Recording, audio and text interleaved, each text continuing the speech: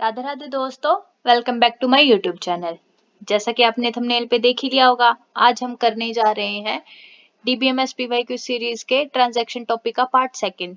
Last वाली video में हमने कुछ क्वेश्चंस किए थे ट्रांजैक्शन से रिलेटेड, तो उसमें हमने उसकी बेसिक कुछ चीजें समझी थी, सीखी थी। आई होप आप सभी को पसंद आया होगा कंटेंट मेरा, जिन भी बच्चों ने देखा है।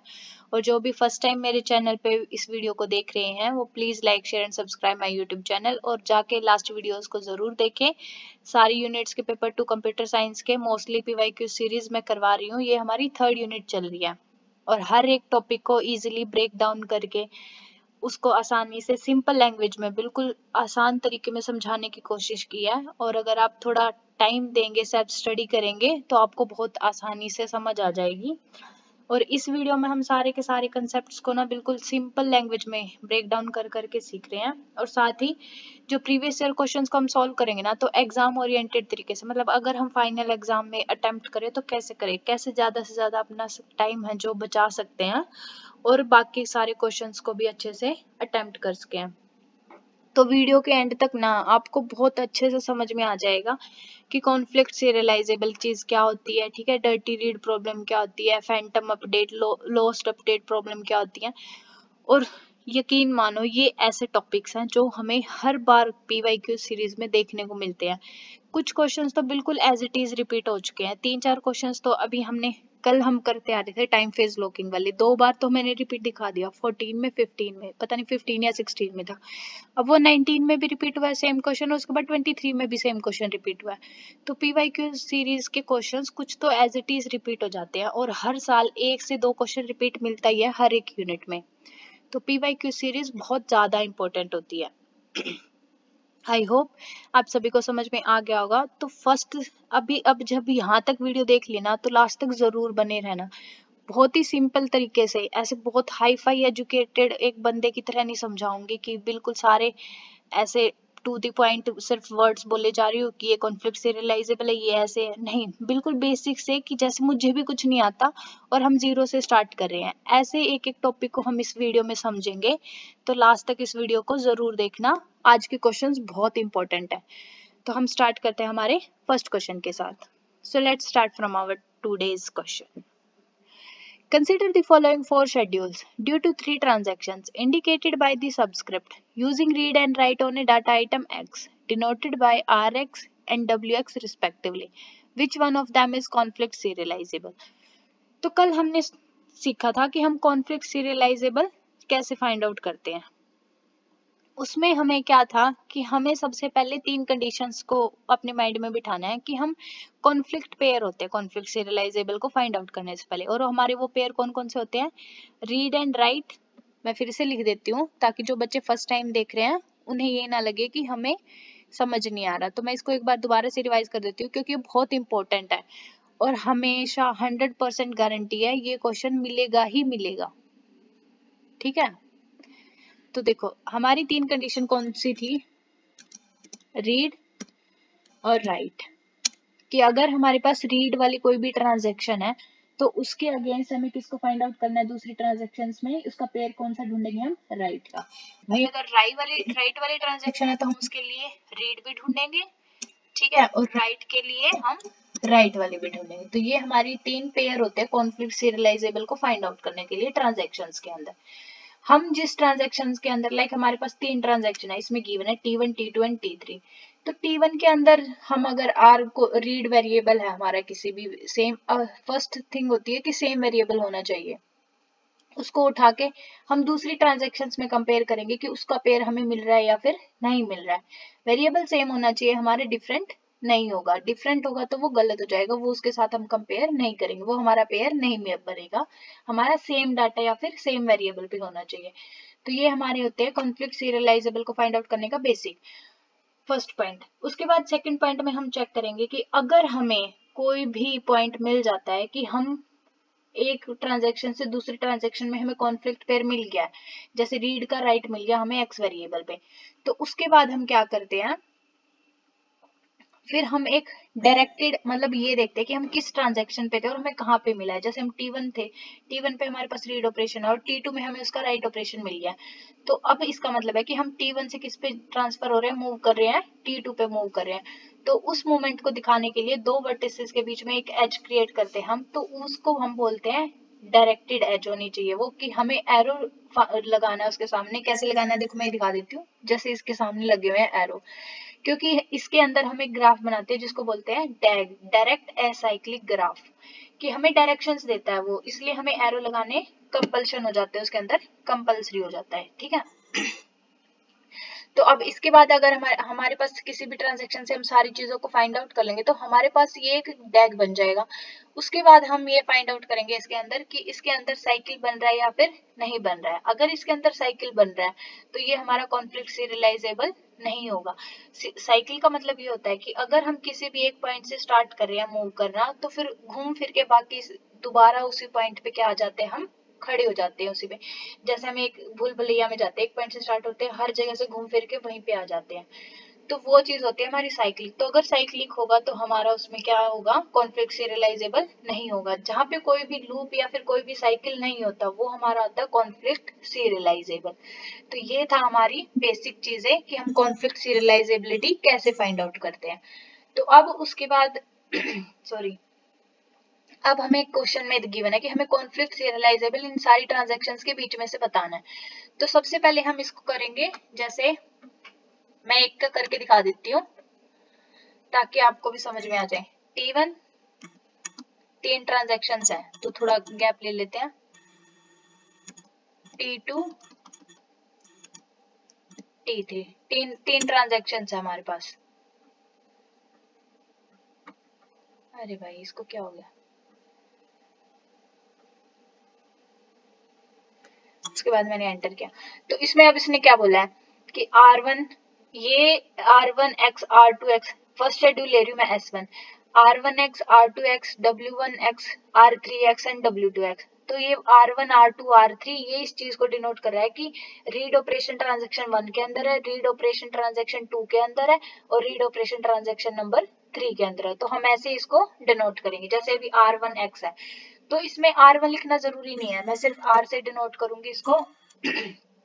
कौन से वेरिएबल पे है, सॉरी X के ऊपर। ठीक है, ये हमारा R1 में था। उसके बाद रीड हमारी दूसरी सेकंड स्टेटमेंट फिर से है सॉरी ट्रांजैक्शन है R2, मतलब इसमें भी हमारी फिर से क्या है, रीड है। तो इसका हमने क्या लिख दिया यहाँ पे RX। अब थर्ड वाली फिर है हमारी, ठीक है, थर्ड वाली में हमें क्या करना, क्या गिवन है, अब नहीं, थर्ड R3 से पहले हमारे पास W1 में मतलब ट्रांजैक्शन नंबर 1 में क्या है, राइट ऑपरेशन है हमारे पास। तो यहाँ पे क्या आ जाएगा, राइट ऑफ X। ठीक है, अब आ गया R3। अब हमारा R3 का मतलब है रीड ऑपरेशन है हमारे पास। एक और बात, यहाँ सीक्वेंस में चलते हैं हमेशा, इसको हम पैरेलल में नहीं लेके जाएंगे कि अगर हम ट्रांजैक्शन 1 पे काम कर रहे हैं ना तो एक टाइम पे सिर्फ एक ही ट्रांजैक्शन पे काम कर सकते हैं, उसको पैरेलली T2 और T3 में नहीं लेके जा सकते। तो इसलिए हर एक ट्रांजैक्शन को अलग अलग लिखना पड़ेगा हमें, ऐसे RX, उसके बाद WX 1 में था, अब R3 है यहाँ पे। ठीक है, तो ये एंटर करके अब इधर आएगा, ट्रांजैक्शन 3 में हमारे पास क्या है, R3 मतलब रीड ऑफ X। अब इसको हम क्या कर रहे हैं, रीड कर रहे हैं। फिर है W ऑफ T। इसके बाद नेक्स्ट में हमारे पास है राइट ऑपरेशन, किसमें, ट्रांजैक्शन 2 में। बहुत बेसिक से समझा रही हूँ, अगर किसी भी बच्चे को समझ में ना आएगा तो वीडियो को दोबारा पॉज करके पीछे बैक में जाके फिर से देख लेना, बहुत इजीली समझ में आ जाएगा, कुछ भी नहीं है इस क्वेश्चन के अंदर। अब देखो हमारे पास ये बन गया हमारा शेड्यूल 1 का कंप्लीट एक टेबल बन गया। ये सारा का सारा हमने क्या कर लिया, एक टेबल क्रिएट कर लिया। अब इसको देख के हमें क्या बनाना है, इसका डैग बनाना है, मतलब डायरेक्ट एसाइक्लिक ग्राफ बनाना है। मैं एक ऑप्शन करवाऊंगी सिर्फ S1 का, बाकी S2, S3 और S4 को आपको खुद से क्रिएट करना पड़ेगा ताकि आपको समझ में आ सके चीजों को। अब देखो RX के कंपैरिजन हम क्या ढूंढेंगे कि T1 को छोड़ के, देखो जैसे हमने ट्रांजैक्शन ये हमारी होगी T1, T2 एंड T3, ये हमारे पास 3 होगी। तो ये हमारा ऐसे चल रहा है, पैरेलल में नहीं चलता ये, एक टाइम पे एक ही ट्रांजैक्शन हमारी क्या करेगी, वर्क करेगी। ड्राइंग पे मत जाना, थोड़ा हुलिया खराब हो रहा है बेचारी का। तो मैं इसका कलर चेंज कर लेती हूँ ताकि आपको समझ में आ जाए अच्छे से। सॉरी। अब उसने बोला है कि हम पहले इसका फाइंड आउट करेंगे। अब रीड, सबसे पहले रीड है, तो रीड का पेयर कॉन्फ्लिक्ट पेयर कौन सा होता है, राइट होता है।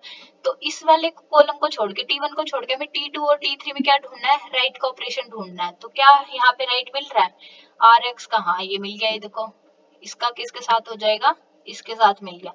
पर्पल लाइन से मैं जो लिंक बना रही हूँ वो देख लेना। इसका RX का कॉन्फ्लिक्ट क्या है, राइट ऑफ X। ठीक है, ये पेयर हो गया इसका। तो T1 पे थे, हम किस पे जा रहे हैं, T2 पे। तो ये हमारा T1 है, इसको हम T1 एज्यूम कर लेते हैं, इसको कर लेते हैं T1, ये T1 है, ये T2 है, और ये हमारा T3 है। कैसे भी कर लेना, अपने तरीके से कहीं भी बना सकते हो। T1 T2 T3 नंबरिंग अपनी तरफ से करनी है। तो T1 पे थे, हम कहाँ पे जा रहे हैं, T2 पे जा रहे हैं। तो T1 से हम कहाँ जा रहे हैं, T2 पे जा रहे हैं, और एरो किसकी तरफ है, T2 की तरफ है। ठीक है, अब हमें ये वाला हमारा खत्म हो गया। ये हमारा, अब इस पे हमने एक पेयर ढूंढ लिया कॉन्फ्लिक्ट का। तो इसको क्या हमने कर लिया, इसको हमने वो ट्रावर्स कर लिया इस ट्रांजैक्शन को। तो उसके बाद हम किस पे जाएंगे, नेक्स्ट वाली पे जाएंगे। अब RX यहाँ पे है, तो अब हमें देखना है कि T2 का इसका RX कहाँ मिल रहा है हमें। ठीक है, T2 को छोड़ के हमें किस में चेक करना है, T3 या फिर T1 में। तो T2 से कहाँ जा रहा है, T1 पे जा रहा है। हम T2 पे, और T2 से कहाँ जा रहा है, T1 पे जा रहा है। तो इस पे एरो हमने पहले ही लगा रखा है, बाई डायरेक्शनल नहीं करते इसको। ठीक है, तो ऐसे ही छोड़ देंगे एक बारी। उसके बाद राइट का, अब थर्ड वाला देखो, थर्ड वाले में हमें क्या मिला है, थर्ड जो हमारी वो है ट्रांजैक्शन होगी T1 की, राइट वाला। राइट के लिए हमें रीड को भी फाइंड आउट करना और राइट को भी, या तो रीड मिल जाए या फिर राइट मिल जाए, तब भी क्या हो जाएगा हमारा, हम उस पे मूव कर जाएंगे। ठीक है, तो T1 को छोड़ के अब ये वाला भी हो चुका है, इसको भी नहीं हम देखेंगे और उसको भी नहीं देखेंगे। तो अब हमें किसको देखना है, इन दोनों में से किसी एक को देखना है। तो इस पे अगर T1 से किस पे जा रहा है, T3 पे जा रहा है। ठीक है, यहाँ पे था, यहाँ पे जा रहा है। ये नंबरिंग गलत होगी इसकी, ये T1 है, ये T2 है, इन्होंने जैसे बना रखा है, और ये T3 है। तो सॉरी, T1 से T2। ठीक है, अब यहाँ पे कहाँ जा रहे हैं हम, T1 से T3 जा रहे हैं, T1 से T3 ये रहा एरो। अब इसके बाद फिर से रीड का राइट कहाँ देखेंगे, T3 से T2, तो T3 से T2 ये हो गया। और ये T2 से T1 ये हम जा रहे थे, T2 से कहाँ जा रहे थे, T1 में जा रहे थे, ये रहा। हाँ, तो अब सही बन गया। इसकी नंबरिंग होगी T1 T2 एंड T3। तो देखो अब हम यहाँ से चलेंगे, अगर T1 से हम स्टार्ट करें मूव होना, तो यहाँ से ये एरो है, ये बन रहा है, और फिर यहाँ पे जा रहा है। दोबारा उसी पॉइंट पे आ गए, तो यहाँ पे क्या बन रहा है, साइकिल बन रहा है। आई होप अब आपको अच्छे से समझ में आ गया होगा। कॉन्फ्लिक्ट सीरियलाइजेबल में हमें साइकिल नहीं बनाना, वहां पे कोई भी लूप नहीं होना चाहिए, कोई भी साइकिल नहीं बनना चाहिए। तो ये वाला हमारा क्या हो जाएगा, non conflict serialisable, not conflict serialisable. तो इसको हमने रिमूव कर दिया। ऐसे ही S2 का बन जाएगा। ये ट्रांजैक्शन सारी ऐसे करोगे ना, तो सारी की सारी अपने आप बन जाएंगे, सारे एरोस पता चल जाएंगे। इसके हिसाब से मत जाना, इसने तो 3 ऐसे रैंडम ले रखे, यहाँ पे नंबर नहीं दे रखे। तो नंबरिंग आप अपने हिसाब से कर लेना कि कौन सी एज है, T1 है, T2 है, T3 है। तो इसलिए थोड़ा ऊपर नीचे हो सकता है, उसका ध्यान रखना। लेकिन देखो अब S4 में जो हमारा बनेगा ना, वो ऐसे बनेगा। इसमें सिर्फ एक ही पे आ रहे हैं दोनों के दोनों, T1 से T3, T2 से T3। तो यहाँ पे कोई भी साइकिल नहीं बन रहा, इसलिए हमारा कॉन्फ्लिक्ट सीरियलाइजेबल कौन सा है, S4 है। एक और कंडीशन होती है इसकी, कि इसके अंदर जरूरी नहीं कि हर एक वर्टेक्स आना चाहिए, मतलब हर एक नोड को इन्वॉल्व करना पड़ेगा हमें, नहीं। सिर्फ साइकिल नहीं बनना चाहिए, चाहे किसी के अंदर भी हो। अब देखो यहाँ पे है थर्ड वन, S3 वाला शेड्यूल है हमारा, हम A से B, B से A, एक साइकिल बन गया ना इसके अंदर। तो इसलिए ये भी क्या हो जाएगा, रिजेक्ट हो जाएगा, इसको भी हम इसमें इन्वॉल्व नहीं कर सकते। आई होप अब आपको कॉन्फ्लिक्ट सीरियलाइजेबल बहुत अच्छे से समझ में आ गया होगा। इसके बाद आपको कोई क्वेश्चन नहीं गलत होना चाहिए पेपर में। देखो हर साल कॉन्फ्लिक्ट सीरियलाइजेबल की ऐसे आती है, शेड्यूल्स दे के ट्रांजैक्शंस गिवन होती है, और हमें बताना आता है सीरियलाइजेबल है या फिर नहीं है। तो अब इसका बताना है, इसका फिर वही हम ट्रांजैक्शन टेबल बनाएंगे, बने हुए हैं। एक और चीज में कंफ्यूज मत हो ना कि जैसे R1 लिखा है इधर R2 लिखा है, हमें ये फाइंड आउट नहीं करना कि रीड 1 ट्रांजेक्शन के लिए, 2 के लिए या 3 के लिए।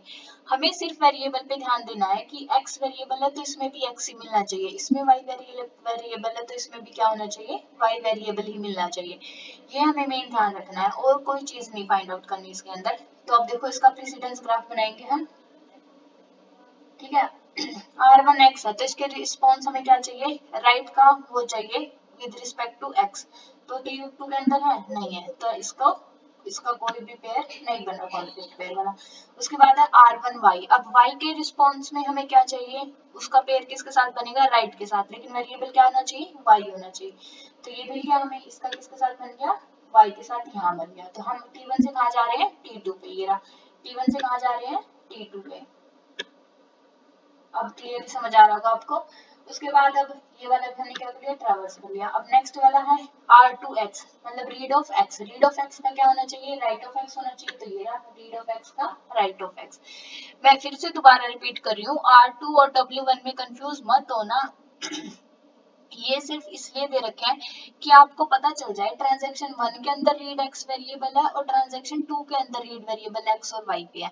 इसका मतलब ये होता है। इसके अलावा क्योंकि बहुत बच्चे कंफ्यूज हो जाते हैं इस चीज में कि ये R1 है और ये R2 है, तो R2 और W1 को कैसे कंपेयर कर रहे हैं हम, कैसे उनका पेयर बना रहे हैं। तो प्लीज मेरी आप सभी से रिक्वेस्ट है दोस्तों, इसके अंदर कंफ्यूज मत होना। ये सिर्फ रीड और राइट है, हम सिर्फ इसको लेके चलेंगे, ठीक है। एक्स और वाई वेरिएबल देखना है हमें कि वो पेयर बना रहे हैं या फिर नहीं बना रहे हैं। तो अब हम T2 पे तो किस पे जा रहे हैं, T1 पे।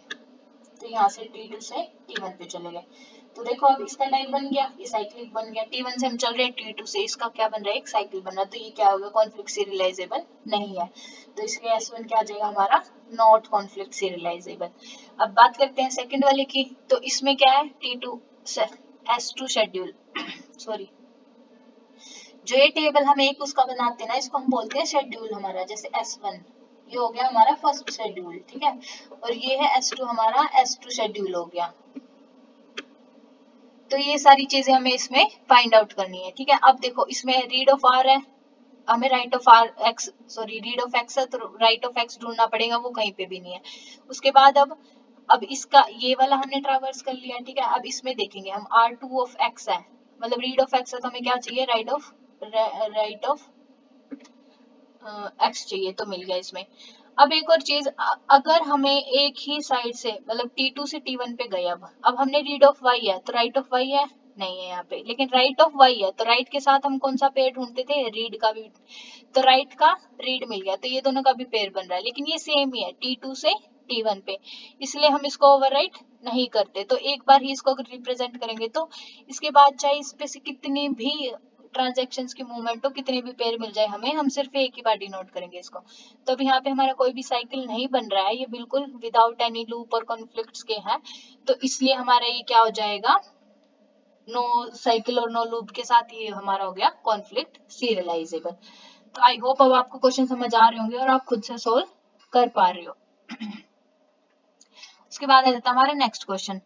तो इसमें ये वाला हम सबसे लास्ट में करेंगे, पहले छोटे छोटे क्वेश्चंस कर लेते हैं बाकी, क्योंकि अगर हम पहले और कर लेंगे ना तो ये ट्रांजैक्शन हमें इजीली समझ में आ जाएगी, अभी कमिट वगैरह और बाकी क्वेश्चंस के बारे में। अब हमारा आ जाता है नेक्स्ट क्वेश्चन। तो हमारे पास दो ट्रांजैक्शंस है T1 and T2 that are allowed to update some stock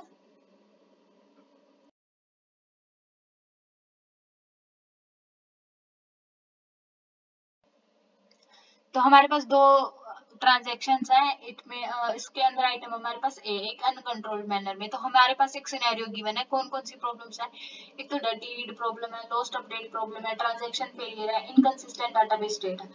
तो देखो कोई भी दो ट्रांजैक्शंस होंगी ना, ठीक है, तो उसमें कोई भी अगर आइटम अनकंट्रोल्ड मैनर में आ जाता है, हम उसको कुछ कंट्रोल नहीं कर सकते, उस पर कोई ट्रांजैक्शन फंक्शंस परफॉर्म नहीं कर सकते, ऑपरेशन नहीं लगा सकते, तो उससे हमारी ट्रांजैक्शन फेलियर नहीं होती। उसके बहुत सारे सॉल्यूशंस होते हैं हमारे पास, लेकिन प्रॉब्लम्स कौन कौन सी आ सकती है, तो उसमें आती है हमारी dirty read problem, lost update problem and inconsistent database state. तो इसका आंसर हो जाएगा ए, बी एंड डी, तो फोर्थ ऑप्शन हो जाएगा। तो अब इनके बारे में पढ़ लेते हैं कि dirty read problem, lost update problem और इनकंसिस्टेंट डाटाबेस स्टेट हमारी होती क्या है, ठीक है। तो देखो इनके एक डेफिनेशन देख लेते हैं एक एक सॉरी। Lost update problem.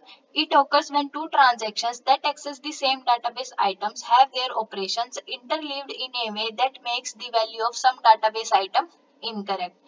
तो इसमें ये होता है कि हम दो ट्रांजेक्शन्स पे काम कर रहे हैं, उनकी सेम वैल्यू है। फर्स्ट जैसे हमने ए और बी दो ट्रांजेक्शन ले लिया तो उसकी अमाउंट हमारे पास 1000 एंड 1000 है, बट उसके बाद हमें जो अपडेट करना है ना उनकी वैल्यू, वो हमारी एक में हमें 500 अपडेट करना है ट्रांजेक्शन ए के अंदर, प्लस 500 करना है, और बी में हमें 800 एड ऑन करना है।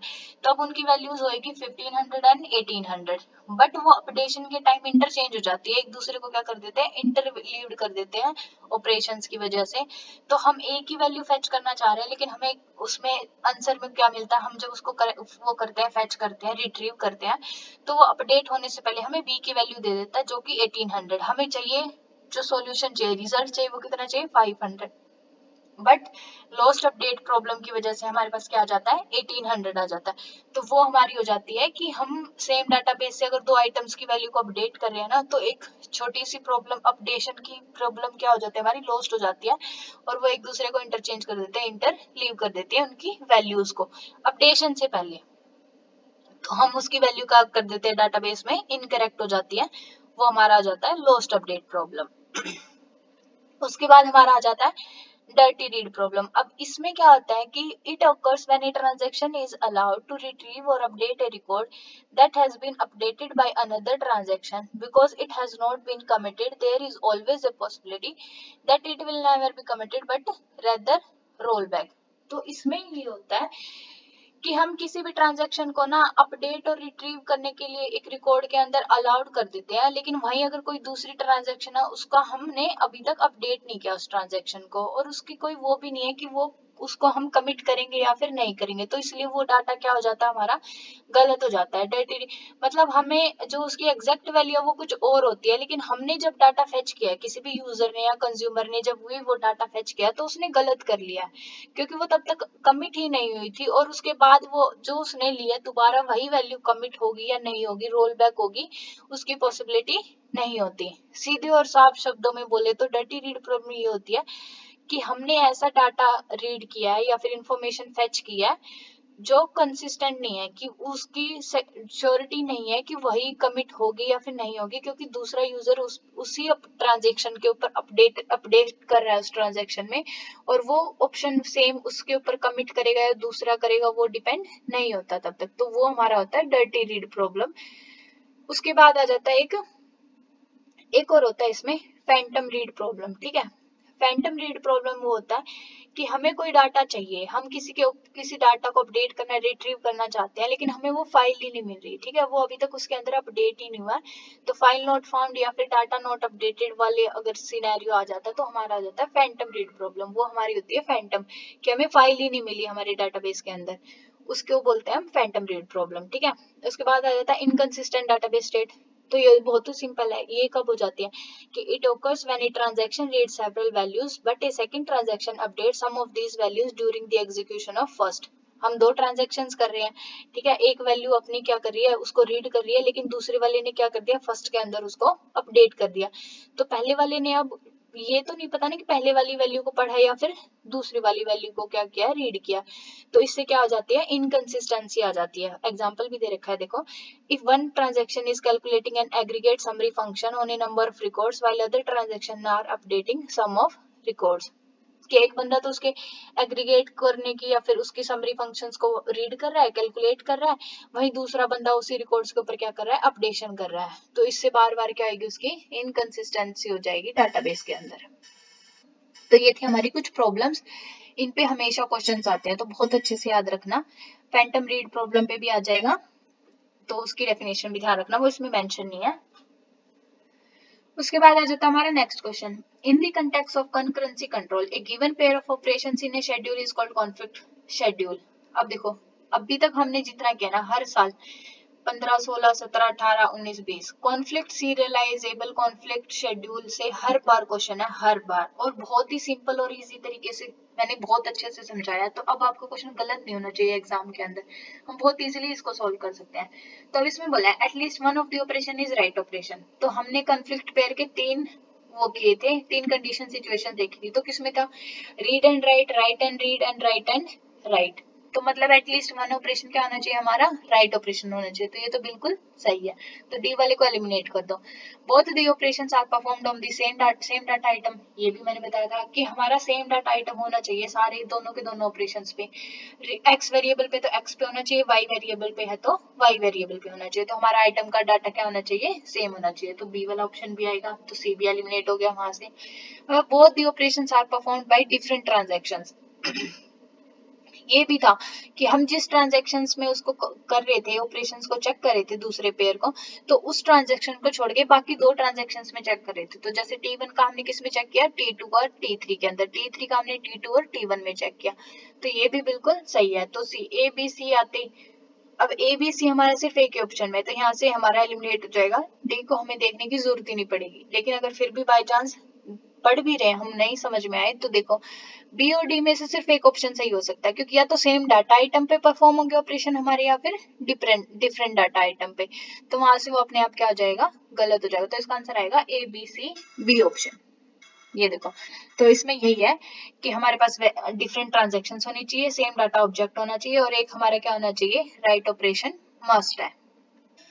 आई होप आप सभी को हर एक छोटी से छोटी चीजें क्लियर हो रही होंगी। जिस भी बच्चे को एक बारी में समझ नहीं आ रहा है, वो दोबारा से रिपीट करके देख लेना इस वीडियो को। अगर आपने ट्रांजैक्शन का फर्स्ट और सेकंड पार्ट दोनों को देख लिए मेरी वीडियो पे, मेरे चैनल पे ये दोनों वीडियोस कवर कर ली, तो मेरी 100% गारंटी है आपका ट्रांजैक्शन के टॉपिक से अगर कोई भी क्वेश्चन पेपर में आता है, आपका गलत गलत नहीं होगा बिल्कुल भी। तो प्लीज बहुत ध्यान से, बहुत इजी है, कुछ भी नहीं है इसके अंदर, मेरा तो फेवरेट टॉपिक है बिल्कुल इजीली।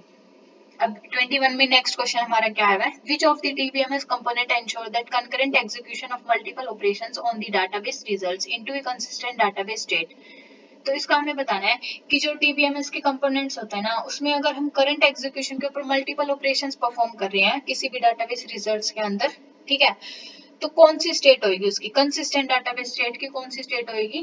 तो इसका आ जाएगा हमारा ट्रांजैक्शन प्रोसेसिंग सिस्टम। क्योंकि बफर मैनेजर, फाइल मैनेजर और लॉग्स, इनके अंदर हमारा डाटाबेस की स्टेट कंसिस्टेंट नहीं रह सकती। जब हम एक ट्रांजैक्शन की प्रोसेसिंग करते हैं ना किसी सिस्टम के अंदर, तो उस ट्रांजैक्शन की प्रोसेसिंग के अंदर ही ओवरऑल वो हमारा सिस्टम क्या रहता है, कंसिस्टेंट रहता है। तो ये आ जाएगा हमारा ट्रांजैक्शन प्रोसेसिंग सिस्टम। ये बहुत बेसिक था, हम कॉमन सेंस से भी कर सकते थे, इसमें तो कोई ज्यादा वो नहीं था। अब आ जाता है मोस्ट इंपोर्टेंट क्वेश्चन है, 2021 में बना था और अभी लेटेस्ट में भी आया था 24 और 25 में, जून वाले में। तो इसको बहुत अच्छे से, इसका पूरा लाइफ साइकिल होता है एक ट्रांजैक्शन का, ठीक है। तो इसने बोला है कि ट्रांजैक्शन में be in one of the following states during its execution life cycle. कौन कौन सी है, failed, terminated, partially committed, committed और एक्टिव। तो वैसे तो इनके नामों से पता चल जाता है, फेल्ड मतलब फेलियर हो जाना, ठीक है। टर्मिनेट मतलब कंप्लीट हो जाना, खत्म हो जाना। पार्शली कमिटेड, अभी उस पे हाफ काम है, वो पार्शली कमिटेड हो रही है, हाफ प्रोसेसिंग में है। कमिटेड मतलब कंप्लीट हो जाना उसको। एक्टिव मतलब अभी हमने रेडी क्यू से मतलब प्रोसेस को जस्ट स्टार्ट किया, एक्टिव में डाला है। तो इसने क्या बोला है, given a transaction in active state during its execution, find its next transition state from the option given below. तो एक्टिव स्टेट के बाद हमारे पास कौन सी ट्रांजिशन स्टेट आती है, किसमें, हमारे लाइफ साइकिल के अंदर। तो उसमें दो स्टेट्स आती हैं, ठीक है। अब जिसको इतना भी पता था ना कि उसके अंदर दो स्टेट्स आती हैं, तो इजीली, क्योंकि सब में एक एक लिखा हुआ है ए सी डी, जिसके माइंड में ये भी ना कि दो आती है लेकिन कौन सी मुझे याद नहीं है, तो ऑप्शन देख के आराम से एलिमिनेट हो जाएगा कि डी में सिर्फ एक ही ऑप्शन में दो हमारे पास, आइदर ए और सी, डी से। देखो ये हमारा है cycle, life cycle of transition state, transition states in DBMS. बहुत इंपॉर्टेंट है, डायरेक्ट क्वेश्चन मिलेंगे। एक्टिव स्टेट से हमारे अगर रीड राइट ऑपरेशंस कंप्लीट हो जाते हैं तो हम चले जाते हैं पार्शियली कंप्लीट स्टेट में, ठीक है। या फिर अगर हमारे रीड राइट ऑपरेशंस नहीं है, वेट करना पड़ जाता है, होल्ड करना पड़ जाता है काफी टाइम तक, लॉन्ग यंगर वो आ जाती है हमारी ट्रांजैक्शन, ओल्ड ट्रांजैक्शन हो जाती है, तो क्या किस में चले जाते हैं हम, फेल्ड स्टेट में चले जाते हैं। पार्शियली कमिटेड स्टेट से भी हम किस में आते हैं, फेल्ड स्टेट में जाते हैं, या फिर कमिटेड स्टेट में जाते हैं। आज वाले क्वेश्चन में एक्टिव स्टेट था, तो इन दी फ्यूचर मतलब आने वाले पेपर में पूछ सकते हैं कि पार्शियल कमिटेड स्टेट से हम कौन सी ट्रांजिशन स्टेट्स पे जाते हैं, तो वहां पे भी दो होती है, कमिटेड स्टेट होती है और फेल्ड स्टेट होती है। सिर्फ इन्हीं के अंदर हमारे पास दो दो ऑप्शंस होते हैं, बाकियों में एक एक ही है। कमिटेड से हम सीधा टर्मिनेट स्टेट में जाएंगे, फेल्ड स्टेट से हम बैक नहीं जा रहे किसी के अंदर भी, रोल बैक करके क्या जाएंगे, अबॉर्ट स्टेट में। तो ये भी बहुत इंपॉर्टेंट है, यहाँ पे इसको हाईलाइट कर देती हूँ मैं कि अगर हम फेल्ड स्टेट से अबॉर्ट स्टेट में जा रहे हैं तो हमें कौन सा ऑपरेशन परफॉर्म करना पड़ता है, कौन सा वो करवाना पड़ता है, ऑपरेशन परफॉर्म करवाना पड़ता है। तो हमारा क्या जाएगा, रोल बैक। रोल बैक करने के बाद ही हम किस में जाएंगे, अबॉर्टेड स्टेट में जाएंगे, और उसके बाद क्या हो जाता है, टर्मिनेट हो जाता है। वहां से हमारा टर्मिनेटेड स्टेट में हम लास्ट फाइनल पहुंच जाते हैं। या फिर ऐसे पूछ सकता है कि टर्मिनेट स्टेट से पहले हम कौन सी स्टेट से आते हैं डायरेक्ट। तो दो ऑप्शन आएगा उसका भी, committed state and aborted state. हमें ये याद रखना है। अगर ये डायग्राम दिमाग में बैठा हुआ है ना अच्छे से, तो हम इजीली ऐसे ऐसे क्वेश्चंस को सॉल्व कर सकते हैं। आई होप आपको चीजें क्लियर हो रही होंगी। दो स्टेट्स हमारी सिर्फ दो ही जगह पे है, पार्शली कमिटेड एक्टिव स्टेट पे, और टर्मिनेटेड स्टेट के अंदर टर्मिनेटेड स्टेट पे हम कहाँ से आते हैं, कौन सी दो स्टेट से हम टर्मिनेटेड स्टेट पे पहुंचते हैं लास्ट में, तो कमिटेड और अबॉर्टेड स्टेट से। एंड हम अबॉर्टेड स्टेट से पहले फेल्ड स्टेट के बीच में कौन सा ऑपरेशन परफॉर्म किया जाता है, रोल बैक वाली हमें कमिट करना पड़ता है। ठीक है, देखो अब फिर से अक्टूबर 2022 में अभी तक मैं जितने भी क्वेश्चन करवा रही हूँ ना, हर एक क्वेश्चन वहीं से आ रहे जो जो हमने टॉपिक्स कवर किए हैं। ठीक है, स्टार्टिंग में कल लास्ट वाली वीडियो में हमने जब किया था टू फेज लॉकिंग, ठीक है, स्ट्रिक्ट फेज लॉकिंग, और उसके बाद रिगरस था, स्ट्रॉन्ग था, स्ट्रिक्ट लॉक फेजिंग, और कंजर्वेटिव वाले में भी पढ़ा था हमने कल, थॉमस राइट रूल भी पढ़ा था, टाइम स्टेप ऑर्डरिंग प्रोटोकॉल भी पढ़ा था। तो सिर्फ इन दो वीडियोस को भी आप अच्छे से कर लोगे ना, तो आपके सारे के सारे क्वेश्चंस अटेम्प्ट हो जाएंगे बहुत इजीली। अब इसमें बोला है कि हमारे स्टेटमेंट 1 है, conservative 2PL is a deadlock free protocol. तो भाई देखो उस टेबल से ही है ये क्वेश्चन जिसमें हमने ये पढ़ा था कि 2PL के मोस्टली सारे के सारे लोग क्या होते हैं, डेडलॉक फ्री नहीं होते, लेकिन सिर्फ एक ही डेडलॉक फ्री प्रोटोकॉल होता है, और कौन सा होता है वो, conservative 2PL, two phase locking. तो स्टेटमेंट 1 हमारी क्या है, ट्रू है बिल्कुल। ठीक है, तो स्टेटमेंट 1 कहाँ कहाँ पे ट्रू है, ए और बी में और सी में, मतलब डी वाला तो क्या हो गया हमारा, एलिमिनेट हो गया। अब सेकंड आ गया हमारा Thomas right rule एनफोर्सेस conflict serialisability. Thomas right rule का तो कॉन्फ्लिक्ट सीरियलाइजेबिलिटी से लेना देना ही नहीं है कुछ, इसका हम किस में यूज करते थे, टाइम स्टैम्प ऑर्डरिंग प्रोटोकॉल के अंदर। तो स्टेटमेंट 2 हमारी क्या होगी, फॉल्स होगी। अगर स्टेटमेंट 2 का भी पता था ना, तो स्टेटमेंट 2 फॉल्स कहाँ पे है हमारी, फर्स्ट ऑप्शन में है, सिर्फ एक ही ऑप्शन में हमारी फॉल्स है, तो यहाँ से हमारे सारे ऑप्शन एलिमिनेट हो जाते हैं। थर्ड वन को पढ़ने की जरूरत भी नहीं है। ठीक है, तो अब हम इसका आंसर देखिए क्या है हमारे पास, देखो ये स्टेटमेंट है। तो अगर हमें बेसिक बेसिक चीजें एक आधे टॉपिक की भी पता है ना, तो हम उनको क्वेश्चंस को और ऑप्शंस को एलिमिनेट कर सकते हैं वहां पे क्वेश्चंस को देख के। बस आपको ये कीवर्ड्स को पकड़ना है कि देखो ट्रिक भी बताई थी, थॉमस से टी फॉर थॉमस और टी फॉर टाइम स्टैम्प, तो ये दोनों आपस में इंटरलिंक होंगे, तो इनको अलग अलग दे रखा है, यहीं पे कोई गड़बड़ी है, सीधी सी बात तो यही है। तो ये दोनों ट्रू हो जाएंगे और सेकंड हमारी क्या हो जाएगी, फॉल्स हो जाएगी। आई होप आपको मजा आ रहा होगा क्वेश्चन सोल्व करने में, क्योंकि साथ के साथ हमारे टॉपिक भी कवर हो रहे हैं और हमारे कंसेप्ट भी क्लियर हो रहे हैं, और हम क्वेश्चंस को भी एलिमिनेट करना सीख रहे हैं ऑप्शंस को, और क्वेश्चंस को कैसे हम अपने कवर अप करेंगे एग्जाम के अंदर, वो भी बहुत इजीली समझ में आ रहा है।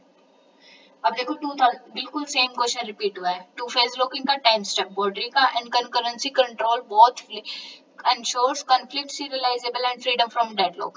2014 में था, 15 में था, एंड 19 में भी था, 23 में भी था। हर दूसरे तीसरे साल रिपीट हो जाता है ये। उसके बाद भी अगर आप गलत करके आ रहे ना, तो भाई फिर नहीं तुम्हारा कुछ हो सकता, भगवान ही जाने। तो इसको तो देखते ही है, deadlock free time two phase locking वाले में तो है ही नहीं हमारा।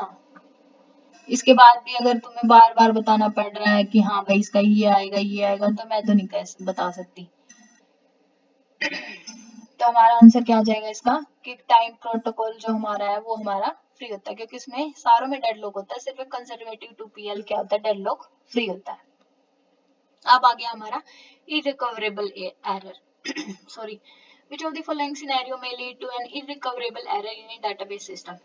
ठीक है, तो इनमें से कौन सा है, तो हम पहले ऑप्शंस को पढ़ लेते हैं, फिर एलिमिनेट करना देखेंगे। तो a transaction writes a data item after it is read by an uncommitted transaction. तो इससे कोई फर्क पड़ेगा ट्रांजैक्शन पे, कि किसी के रीड करने के बाद हमने एक अनकमिटेड ट्रांजैक्शन को राइट कर दिया, तो उसने तो रीड ही किया है, कहीं मतलब अनकमिटेड ट्रांजैक्शन को किया है, तो अभी तक तो हमने कुछ कमिट किया ही नहीं था।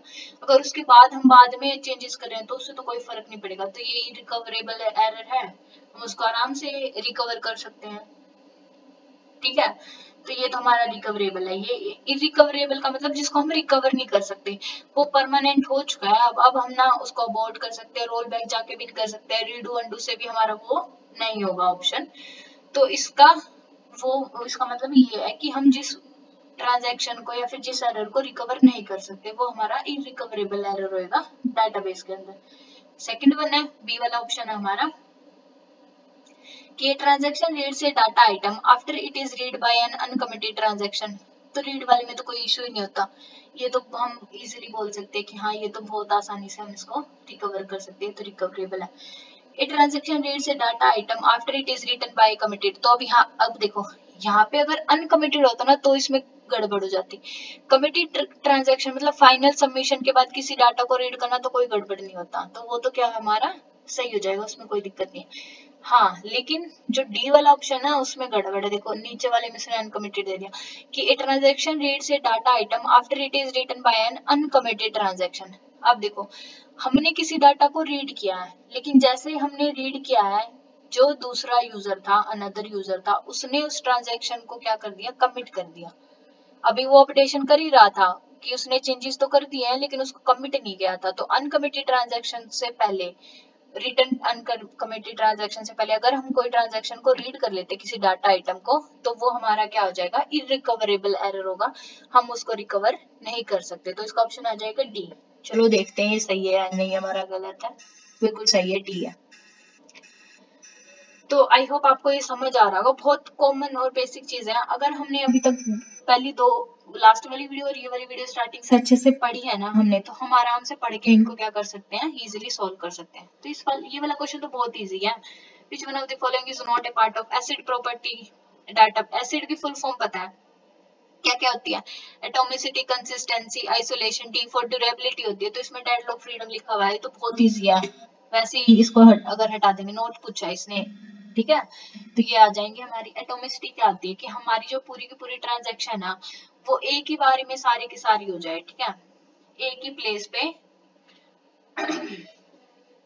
या तो कंप्लीट हो जाए या फिर हो ही ना, कुछ भी ना हो, बीच में अटकनी नहीं चाहिए, सीधी कंप्लीशन तक होनी चाहिए, कमिट हो जानी चाहिए सारी की सारी एंटायर ट्रांजैक्शन सिर्फ एक ही बारी में, वो हमारी होती है एटोमिसिटी।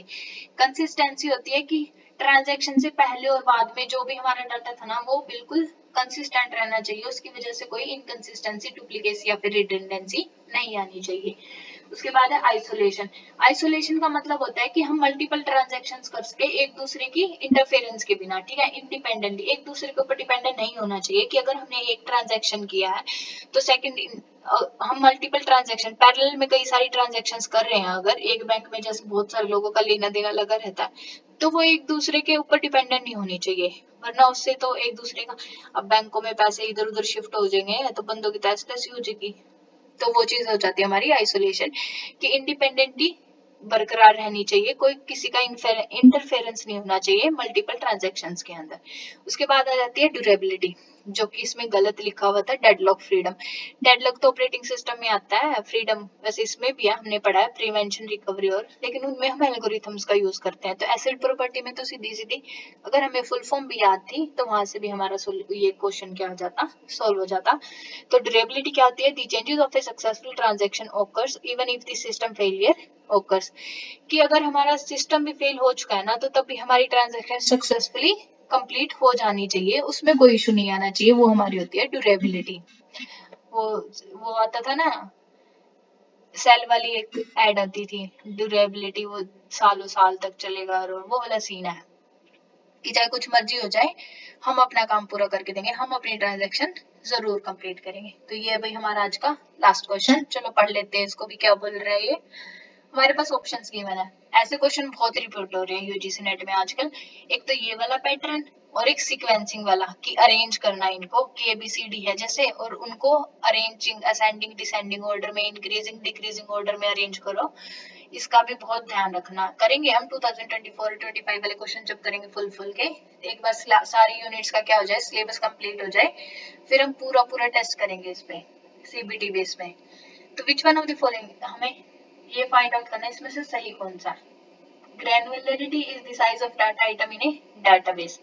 नेक्स्ट ऑप्शन है two operation in a schedule are said to be conflict if they belong to same transaction। तो अब ये बताओ कि अभी हम पढ़ के आए, ये सारे के सारे वैसे हैं। Two schedulers are said to be conflict equivalent if the order of any two conflicting operations in the same is the same in both schedulers. अब शेड्यूलर्स की बात भी करी इसने लिखा है कि write operations which are performed without performing the write operation are known as blind writes. तो इसका ऑप्शन आ जाएगा ए, बी एंड सी। तो ये सारे के सारे सही है। यहाँ पे एक नया वर्ड हमें देखने को मिला है, ब्लाइंड राइट। ठीक है, तो ब्लाइंड राइट क्या होता है इसके अंदर? एक्चुअली क्या होता है ना कि अभी तक हम सिर्फ कॉन्फ्लिक्ट सीरियलाइजेबल के बारे में बात करते आ रहे हैं। तो अगर हमारा कॉन्फ्लिक्ट सीरियलाइजेबल नहीं होता है ना, तो उसके बाद हम चेक करते हैं कि ये ब्लाइंड राइट है या फिर नहीं है। तो वहां से हम इसमें देखते हैं कि ब्लाइंड सीरियलाइजेबल, ब्लाइंड राइट जो भी हमारी ट्रांजैक्शन होती है वो हमारी आ जाती है व्यू सीरियलाइजेबल में। ठीक है, तो ब्लाइंड राइट होता है कि एक राइट ऑपरेशन होता है that occurs without A preceding read of the same data item by the same transaction. क्योंकि हम विदाउट अपडेटिंग एक वैल्यू को करंट स्टेट की चेक किए हुए उसकी क्या कर देते हैं, इनकंसिस्टेंसी हो जाती है। जैसे हमने एक बारी एक वैल्यू ले ली, दूसरी बार दूसरी आ गई, तो वो एक बार राइट करने के बाद दोबारा उसके ऊपर राइट कर रहे हैं, वहां से उसकी कंसिस्टेंसी क्या हो जाती है, खत्म हो जाती है। वो हमारा आ जाता है ब्लाइंड राइट के अंदर। तो ये भी बहुत इंपॉर्टेंट है। तो इसलिए हमारे जो करेक्ट थे ये सारे के सारे ये थे विच हमने इसमें ये बोला कि write operation which are perform without performing. Without performing नहीं आएगा यहाँ पे, परफॉर्म करने के बाद हम राइट ऑपरेशन परफॉर्म करते हैं तो वो हमारा आ जाता है ब्लाइंड राइट। तो ये इसकी डेफिनेशन गलत लिखी हुई है, इसलिए ये क्या है, इनकरेक्ट है। तो आई होप आप सभी को मैंने जो पढ़ा है वो समझ में आया होगा, और आपको कंटेंट पसंद आ रहा है तो please like, share and subscribe my YouTube channel. मेरे चैनल से जुड़े रहो और आपको यूजीसी नेट से रिलेटेड बहुत सारा कंटेंट ऐसे ही पीवाईक्यू सीरीज के थ्रू विद टॉपिक्स ऐसे ही छोटे छोटे सब पार्ट्स में डिवाइड करके, ताकि इजीली आप सबको समझ में आ सके।